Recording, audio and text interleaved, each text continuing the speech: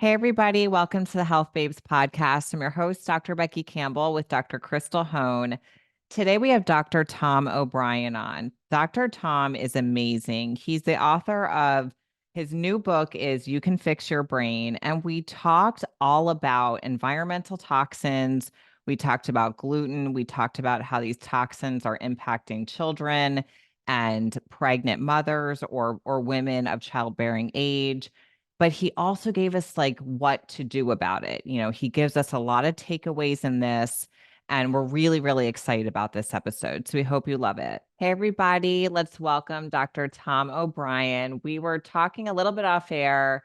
Dr. Crystal and I have been really big fans of yours for a long time. We feel like you're one of kind of the founders of all the things that we talk about on here. So we're so excited to have you today. Thank you. It's a pleasure, really a pleasure. And I love your name, Health Babes. That just puts it all in perspective. It should be fun as we're learning new ways to enhance the quality of our lives. It should be fun. Yeah. It should be playful, and not heavy. And so, thank you. I agree. We always talk about funny personal stuff at some point in the show. We try to mix that in. So let's kind of start, with how did you get into functional medicine in the first place? Aha. Okay, we have to go back 45 years. Don't tell my daughter I said that. I was an intern and my ex and I could not get pregnant. So I called the 7 most famous holistic doctors I'd ever heard of and said, what do you do for infertility? And they told me. I put a program together. We were pregnant in 6 weeks. Wow. My neighbors in married housing, we lived on campus, and they had been through artificial insemination and nothing had worked. And they asked if I'd work with them. And I said, well, I don't really know what I'm doing, but I don't think it'll hurt you. Okay. They were pregnant in 3 months. Wow. So now we're hot to trot and tell the world, we're in Chicago, that's where school was. And our friends, their sister in Wisconsin had 2 miscarriages. Could you talk to my sister, please? Please? Yeah. Okay. And she'd drive down and we put a protocol together. And then after our baby was born, we find out she's pregnant and she's feeling great. She got past the 3-month mark and she went on to have a healthy delivery. So that reinforced for us. And, there was not much in medicine that's all or every, but this was every couple that had reproductive system imbalances, hormone related issues, so the prerequisite was first you have to make sure all the parts are working, Yeah. there's no tumors or anything. And if that's the case, every single couple without exception, as a primary contributor to the symptoms they were suffering, they all were eating foods they did not know were causing inflammation in their body because they didn't feel sick when they ate the food. Right. And we think, if you eat something and you get bloated, you feel bad, oh, that's not good for me. But if you don't get bloated, if you don't get stomach pain, then it's fine. And that's just utter nonsense, in the world of, and doctors think that way. Yeah. Mhm. In the world of celiac disease, it's really clear. The ratio is 8-to-1. For every 1 person that gets gut symptoms when they are exposed to wheat, there are 8 people that don't get gut symptoms. They get brain symptoms or seizures or depression, or they get joint pain, or they get psoriasis flare-ups or Hashimoto's thyroid flare-ups. They don't get gut symptoms.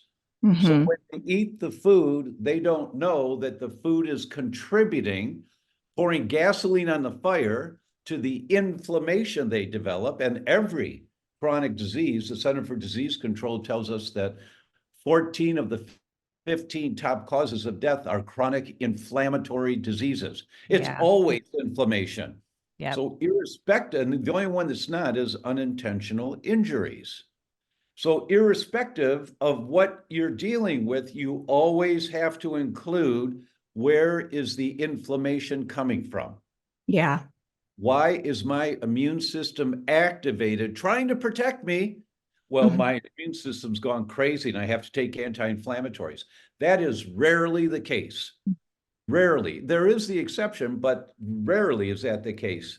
Now, sometimes you need anti-inflammatory so you can function. Okay, Yeah. but that's short term while you're addressing how am I throwing gasoline on the fire? And so I came out into my practice. We opened on Valentine's Day, 1980, and I came out into my practice ready to help the world with this realist. Wow, look at this with foods. Wow. And then everything else we learned in holistic healthcare and functional medicine that went along with that. But it always, from day one, always a primary approach. And here's where you usually get the most bang for your buck, irrespective of what your health problem is when you change the foods that you're putting down there. Mm-hmm. Because So the most true. common source of environmental triggers causing inflammation in your body is what's on the end of your fork. That's Hmm. most common. And if you don't get gut pain, you don't realize. So just for people that are kind of fighting this concept, here's the science. We know really clearly that it's the FODMAPs in wheat that cause the bloating and the gas, the fermentable carbohydrates, not the gluten. Mm-hmm. That the gluten activates the immune response, the systemic inflammatory immune response, not the gut pain. So that's why the most common autoimmune disease that gets better on a gluten-free diet is Hashimoto's thyroid. 87% of thyroid patients get better on a gluten-free diet. Yeah. That's why, is because it's the proteins that activate the immune system. The FODMAPs activate the bloating and the gas. By the way, that's why you can go to Europe and eat the wheat and you think you're fine. You're not, but you Right. think you're fine because there's no bloating when you eat the pasta in Italy. That's because it's lower in FODMAPs.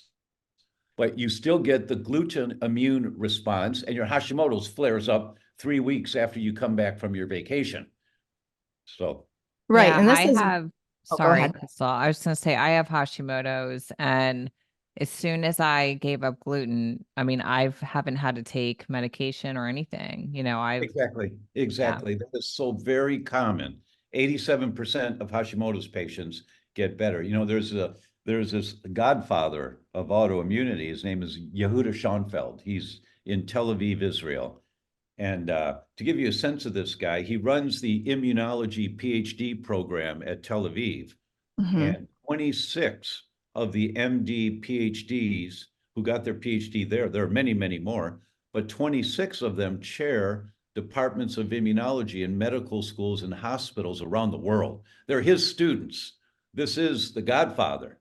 And he published in March of 2020 an article on um, the benefits of gluten-free diet in non-celiac autoimmune diseases. And this is from the godfather of autoimmunity, non-celiac autoimmune diseases. And he identified 28 different autoimmune diseases. And he did a literature review. And what he found was that 64% of the people get better on a gluten-free diet, irrespective of what autoimmune disease you've got. And it was confirmed in 75% of the studies.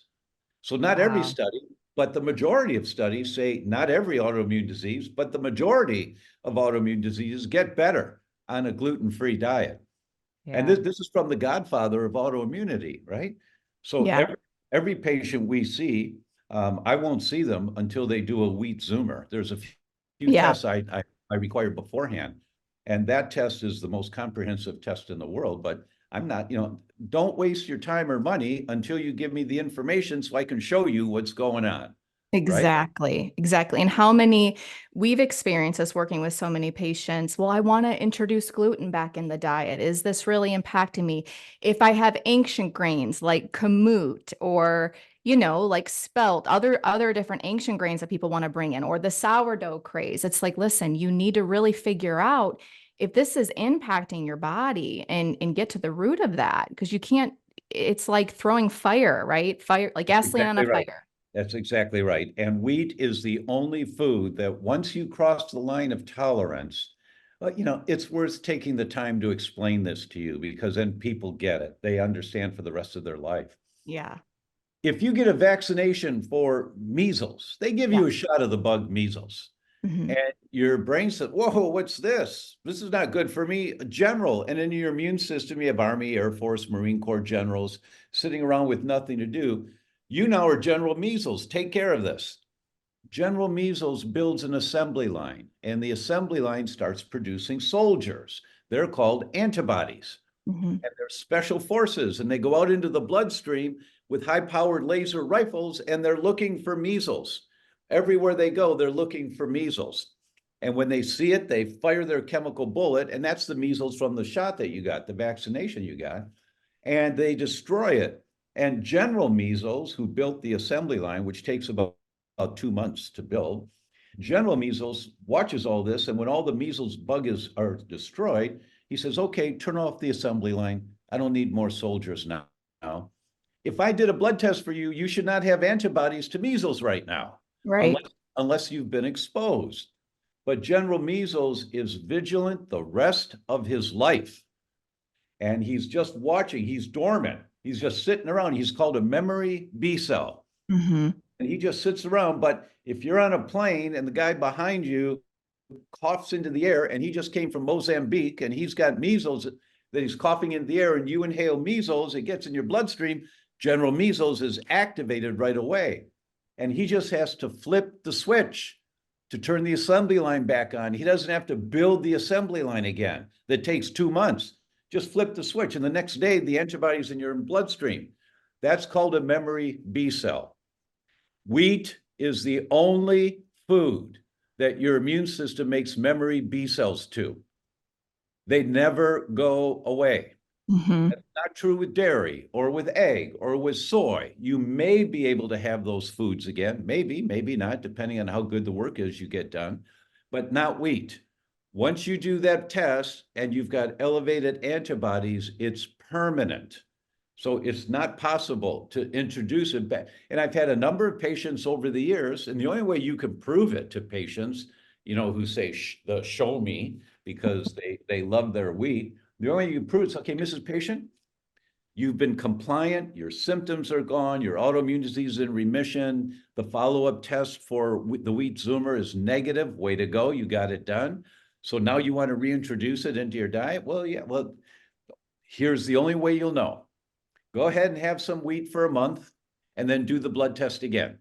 And you will see if the antibodies come back up. But the danger is you're going to reactivate your autoimmune disease that'll take you 3 to 6 months to put back into remission. Yes. So it's up to you, but this is for the rest of your life. And if you need to be convinced Right. about this, then this is how you do it in a way that you get the answer. Yeah, it's true. That's the one thing I will never mess with. Mhm. Never. Exactly. It's not worth it. And I It's get not worth it. brain symptoms. I do not get gut symptoms. I get brain symptoms, and it's awful. It's awful. I mean, I remember back from when I did eat gluten, and then I've, having like 1 or 2 times tried it in the last decade or so. And I'm like, forget this. No way. And I Yes. know how long it stays in the system, and how long it takes to get that back, how Well, all the here's why. improvement you made. Because General Gluten turns the switch on and the assembly line stays up and running for about 2 months. Mhm. It doesn't turn off the next day. That's why if you go to Africa, you need vaccinations for yellow fever and dengue fever and chichimanga fever, all these different diseases. But if you go back 20 years later, you just need a booster shot 2 weeks before you go, because now the assembly lines turn back on and the antibodies are in your bloodstream. Yeah. So when you're exposed to wheat, General Gluten turns the assembly line back on. Now the antibodies are in your bloodstream, and the life of the antibody is 4 to 8 weeks. And the assembly line is going for 4 to 8 weeks. Mhm. So now you've got antibodies for at least 3 months, maybe 4 months from a single exposure. And those antibodies are doing damage wherever your genetic vulnerability is. For you, it was your thyroid and your brain. For somebody else, it's their skin. Here comes the psoriasis. For someone else, it's MS and their nerves are inflamed and antibodies are back to myelin, the saran wrap around your nerves, for months from a single exposure. Yeah, I am always grateful that I get a lot of symptoms Yeah, because it keeps yeah, me in line. It that's does. right. I'm a sensitive person and I don't do the things that I know are going to bother me. And I do kind of feel for people who don't get any symptoms because it's very hard for them to comprehend that they shouldn't be Yeah. doing something that they don't see an issue. They don't see that direct correlation. So they're like, well, I can eat gluten. I'm fine. It doesn't Yeah. affect me. And we're like, it does.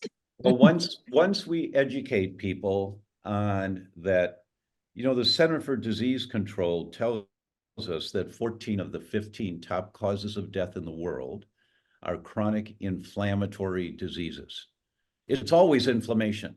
Yeah. Mhm. Everything except an unintentional injury, an Right. accident. Everything else is inflammation. So once you understand that, okay, and then Blue Cross Blue Shield published in March of 2020, no, February 20th of 2020. And nobody paid attention to this because that's when the virus came out. Yeah. This should have been on the front page of every paper in the country. They said, we've got a real problem here. And, and in the previous 4-year period, there was a 407%, not 10%, not 20%, not 100%, 407% increase in the diagnosis of Alzheimer's in the previous 4 years in 30 to 44-year-olds. Yeah. 407% increase in 4 years in 30 to 44-year-olds. And all of these people today, they joke a little bit, oh, I'm under too much stress. I'm not remembering the way I used to. Ha ha ha. Yeah. Well, you're killing off your brain. Mm-hmm. And we now know the science is really clear when you look at this, and I've got the graphs and all that. The science is really clear that you've got 20 years of inflammation in the brain before you ever have a symptom of Mm-hmm. brain dysfunction. It's called the prodromal period. 20 years of increased inflammation, killing off brain cells, killing off brain cells. And then you walk into the parking lot and say, where did I park my car? Or where are my Yeah. keys? Yep. And, oh, I'm just too stressed. I'm too stressed. No, perhaps, but you're also killing off the memory center of your brain. That's why the second test that I require on every person is called the Neural Zoomer Plus, because that looks at 53 markers of inflammation in your brain. And you can't argue with these tests. Mayo Clinic says that it's a new era in laboratory medicine, that this technology is so accurate and Yeah. excellent, right? So when you realize your brain's on fire, it's inflammation, and then you realize inflammation is your immune system trying to protect you, Mm-hmm. then you ask the question, what is my immune system trying to protect me from? And that's Right. the basis of the event that we're doing right now called the inflammation equation.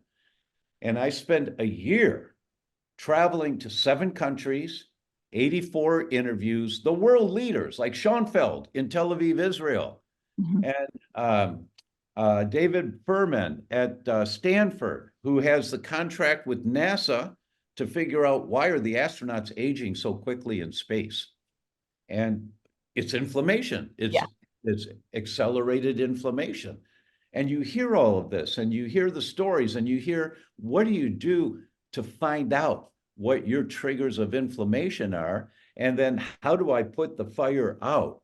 It's just mind-boggling. And people are just so grateful. We're very proud that we put this together. That's Oh, pretty amazing. I love that. So we're looking and we're talking a lot about how gluten is a big trigger, right? That can contribute to part of that gasoline on that fire. So what are some other big environmental toxins affecting families today? Let's get into some of those. Oh, you bet.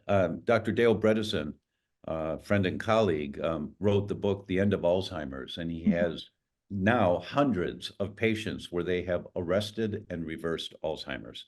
And there's a whole training protocol for doctors of how to do that. Dr. Bredesen tells us that of the 5 different types of Alzheimer's, the prevalent one, 60 to 65% of all Alzheimer's, is called inhalation Alzheimer's. Gosh. It's what you're breathing. Yeah. So what you hear in our event is that it's the phthalates in the air, because you've got plastic blinds on your windows and plastic tables or chairs, and these plastics outgas phthalates into the air. And it's the flame retardant chemicals in your bed sheets and your blankets that outgas chemicals into the air for 30 washings, and they still outgas chemicals, minute amounts into the air. You can't see them, you can't smell them, you can't taste them. But you say, when people say, I don't smell anything, really? You ever watch the sun coming through the window at that angle where you see the dust in the air? Yeah. That's what you're breathing. Mm-hmm. And that's the phthalates and the endocrine disrupting chemicals, the flame retardant chemicals, the formaldehydes. If your kitchen cabinets or your bathroom cabinets or the nightstand next to your bed is not solid wood, it's pressboard. Pressboard is soaked in formaldehyde and it outgasses into the air. So what you learn are all of these places where you're being exposed to these things, and you learn, how do I clean the air in my home? Right. So that you and your children, at least where you spend the most time in your life, you're protected against the toxicity of the air. And many studies tell us that indoor air pollution is much worse than outdoor air pollution in most areas. So you learn, for example, thanks to Furman, NASA did the studies to figure out how do we clean the air in the space shuttles.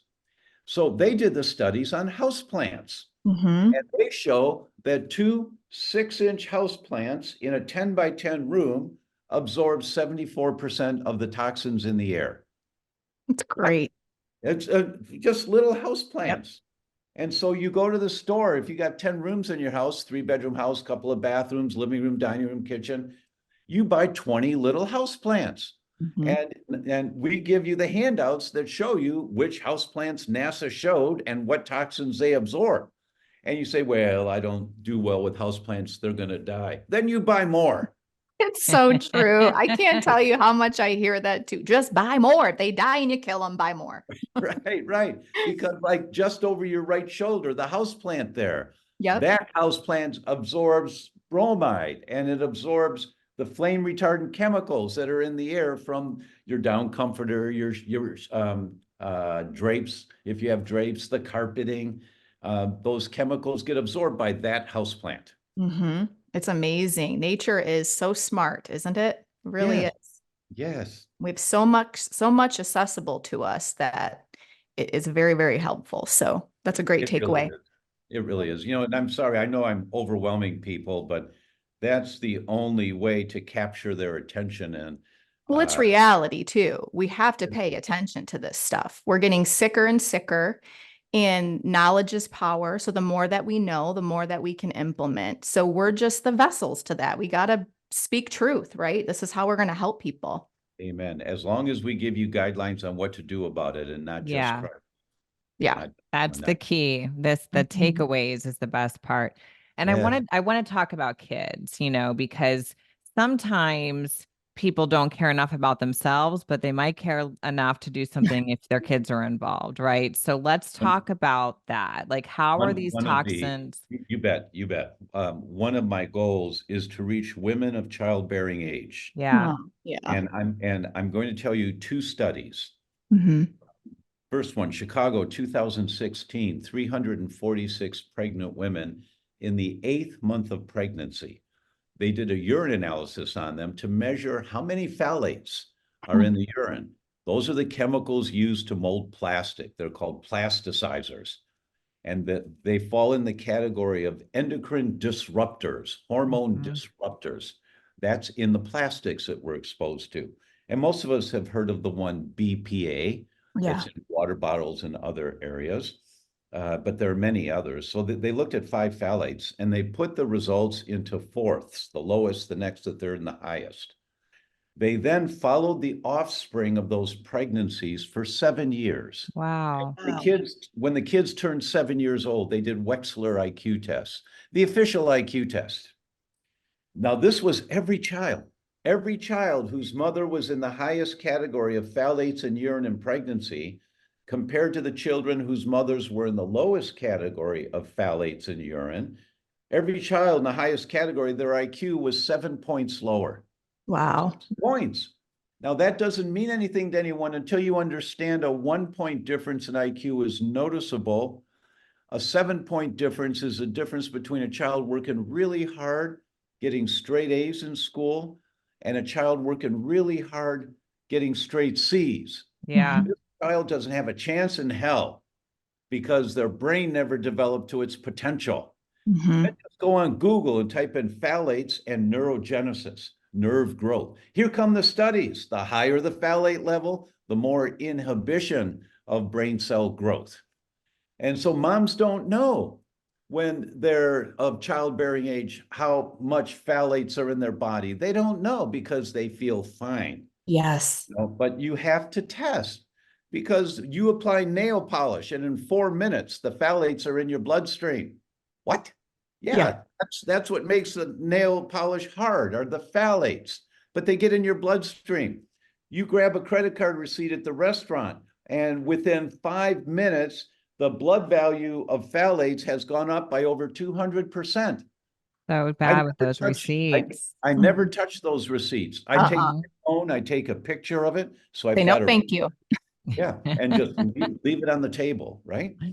So when you learn this, then I'm hoping to reach these women of childbearing age so they understand they have to detox comprehensively before they ever get pregnant, so that they give their future babies the best chance in the world of developing in that safe zone of mom's amniotic fluid. The problem is most young women today, their amniotic fluid is not safe Yeah. because they're toxic. They were born in a very toxic world that's getting more toxic every year. I'll give you one more study. I said two. So the second study, in my opinion, and I don't have any science for this, I always say if it's my opinion. Yeah. In my opinion, the most sensitive tissue in the human body is the fertilized egg. Mm. It has no immune system. It has no protection. It's completely dependent on the environment of mom, right? So in this study in the Journal of the American Medical Association from Harvard, they looked at women who are going to assisted fertility centers to try and get pregnant and start a family. And they ruled out all of the known risk factors. They ruled out cigarette smoking, alcohol consumption, exercise, no exercise, socioeconomic class, race. They ruled all of that out, and they looked at one thing and one thing only. How many servings of fruits and vegetables is the woman eating per day? And the results were shocking, completely shocking. Those women in the highest category of fruit and vegetable servings per day compared to those women in the lowest category of fruit and vegetable servings per day, those in the highest category of consumption had an 18% less likelihood of successful implantation. Less likely. And if they did get pregnant, they had a 26% less likelihood of a live birth. They lost the baby to miscarriages and to stillbirths 26% more often. Wait a minute. Did you just say the more fruits and vegetables a woman eats, the worse the outcome? Not Yes. organic. All the chemicals. Yeah. Exactly right. There was a subgroup of women, and this is the good news, a subgroup of women who were eating organic. And in that category, the exact opposite. The more fruits and vegetables you ate, the better the success rate. And here's the other good news. Women were put in that category of organic if they ate 3 servings per week. Wow. What? Right. You mean 18 servings per week were not organic, but 3 servings were, and they got opposite better results? Yeah. And the researchers didn't address that topic, but I think it's because, if you're eating organic whenever you can, you probably have organic shampoo in your bathroom. And organic soap, that you're doing the little things that accumulatively make a big difference. And that's what we're going to teach you. All of the little things that accumulatively make the big difference.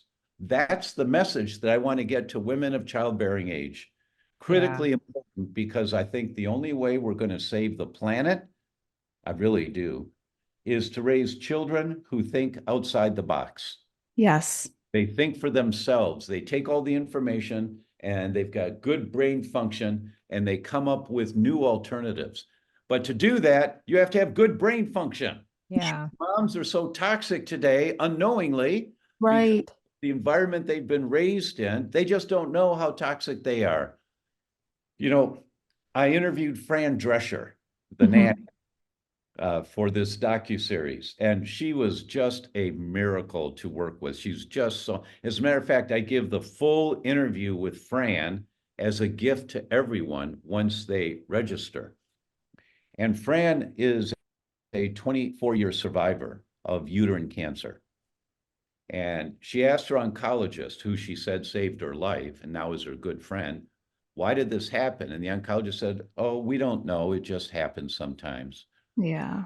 Fran didn't want to accept that. And she said, I decided to use my fame not to raise more money for cancer research, but rather to raise more awareness of the triggers of cancer. Where is it coming from? And it's environmental toxins. Mm-hmm. They did a study at Harvard of 17,000 cancer patients. Every single one of them had antibodies to mold mycotoxins. Ugh, I know. 17,000, every single one of them. It's like, what? Yeah. I know. What? So you're going to learn about mold. You're going to learn about, well, I can't see it. My house is fine. I don't smell anything. You don't have to smell it. You know, so Fran talks about that a lot, and about how you make your home your temple. And your body is your first temple, what you put on it, in it, and around it. And your home is the second temple. And sometimes you're laughing so hard you get belly laughter when she's talking. You know, she has that gift of making us laugh. And sometimes you've got tears in her eyes as she tells her story. But you learn, wow, yeah, it's really important to get the toxins out of my home as much as you can. So that's the type of message that we're delivering, is about the critical importance of treating your body like a temple in terms of what you put in it, so that you can raise a generation of children that think outside the box. Yeah. I love your book too. You Can Fix Your Brain. This is his new book. And you have a lot of great links in here that really share, if you want a more non-toxic nail polish approach, like different things like that, which is really, really helpful because people like take home and action steps that they can not feel so overwhelmed. So what are some quick things to where people can start reducing the exposure in the home that they can take away from today? Houseplants. Yeah. Houseplants is number one. Second, the most common source of environmental triggers activating your immune system is what's on the end of your fork. Yeah. That's number one. Yeah. In the home, houseplants. And if you can afford it, an air filtration system, the best that you can afford. If you can afford a whole house unit, you get that. If you cannot, then you get one for the room, and it goes in your kids' room when they're sleeping, and it goes out in the family room during the day, where people congregate, but cleaning the air is really critically important. In the interview with Fran, I said, Fran, you are the only person other than me that does this. And she said, uh-oh, like that, the way she does. And she started laughing. And I said, when we rang the doorbell to your home, your beautiful home, your team let us in, welcomed us. And before we could come in the house, I had to put on those little hospital blue booties over my shoes. And she started laughing. And I said, I do the same thing in my house. Mm-hmm. When workmen come in, they said, oh, you have to, because her neighbor had the lawn sprayed last week for dandelions. And then she has a built-in sprinkler system. and the sprinkler system, the water runs over onto the sidewalk. You walk along the sidewalk after parking your car to walk up to Fran's house, and now you've got weed killer on your shoes. Yep. You walk into the house and now there's weed killer on the carpet, and her little doggies are running around, get weed killer on their paws, or your child crawling on the floor gets weed killer. You leave your shoes outside to leave the toxic world outside, or just inside the door. That's why Japanese do that. Nobody wears shoes in the house in Japanese homes. That's why it's a ancient tradition to leave the toxic world outside. Beck actually went to one of Fran's. You did, Beck, didn't you? You spoke. I spoke at her Cancer Schmancer event last year about histamine and mold and stuff like that. She's really sweet. She's great. Oh. I love what she's doing with that whole thing. It's really nice. I agree. I have so many kudos to her for dedicating her life to educating people that it's the environment that has been identified as a primary trigger in the development of cancer. And when you clean up in your environment, you clean up your body. Yeah, it's so true. What about like some common misconceptions about environmental toxins and health? Because there's a lot of them. What do you kind of see as happening with that? Well, if you could pull up my book again for a moment. Crystal, what's the subtitle of the book on the cover? Okay, you can fix your brain. Just 1 hour a week to the best memory, productivity, and sleep you've ever had. Exactly. That is the secret to success. Every Tuesday night after dinner, every Sunday after services, whenever it is, but you tell your family, look, at 7 o'clock Tuesday night, don't bother me. I'm going to spend 1 hour to learn more of how we can be healthier. And when you get over the freak out, then you learn that storing your leftover food in plastic containers in the refrigerator, the next day, the chicken's got phthalates on it from the plastic container. When you get over the freak out from that, you order glass storage containers. So you go in the book to the 3 URLs for glass storage containers, and Miles Kimball and Amazon and whatever the third one is, I don't remember. You say, well, those are, I like those. And you order 3 round ones and 2 square ones and 1 for the pie. You pay with your credit card and hit send. You're done for the week. Yeah. Don't do anything else. You're done for the week.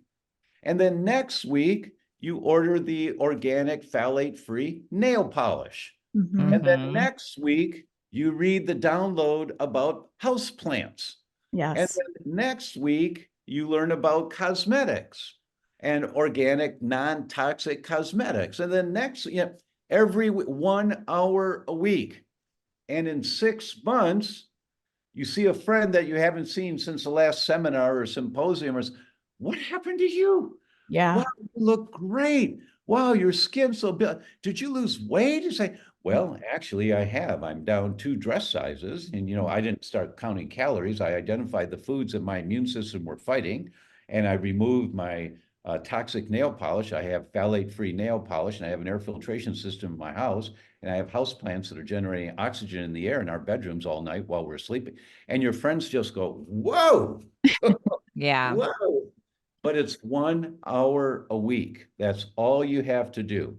In my interview with Fran, she said, Dr. Tom, how do you get to my guest bathroom? And I looked at her and I said, well, it's right over there. And then I saw the sparkle and I said, I know what you're doing. And she started laughing. And I said, well, Fran, I have to take 1 step at a time to get there. She said, that's the way you take care of your body. Yeah. And the way you take care of your home is 1 step at a time.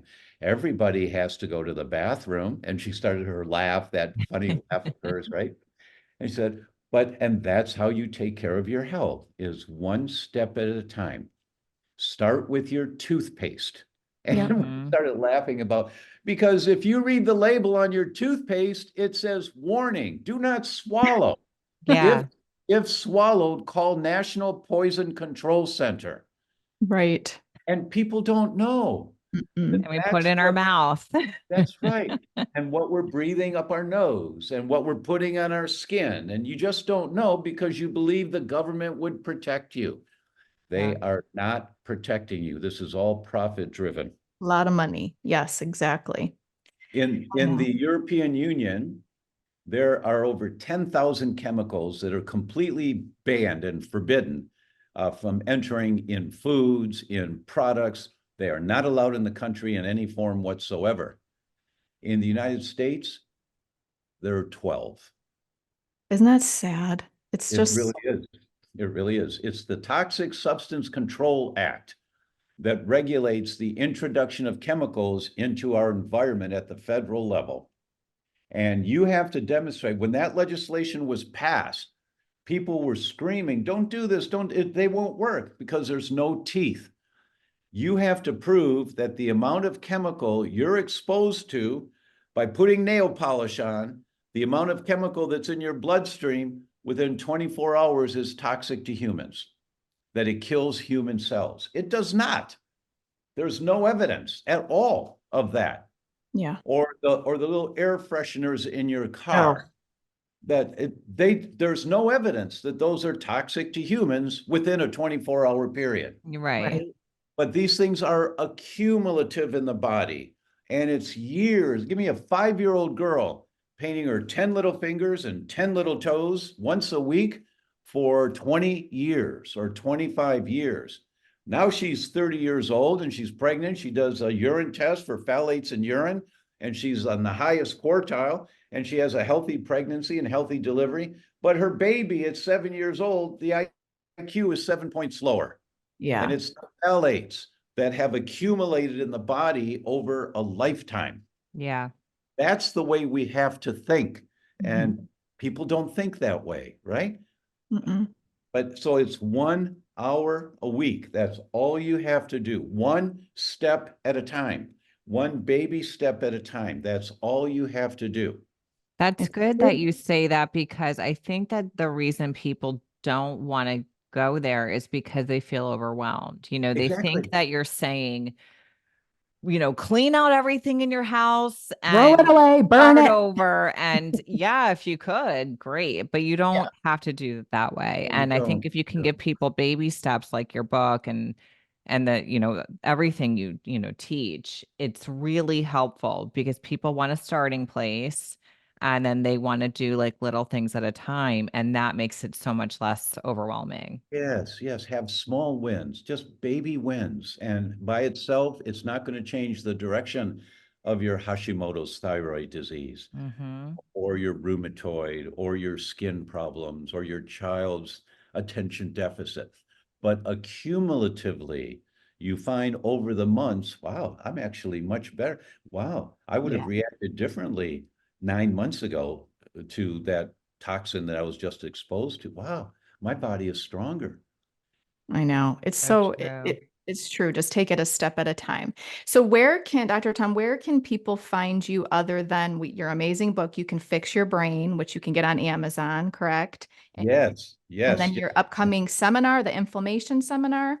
yes, yes. It's the inflammationequation.com/babes.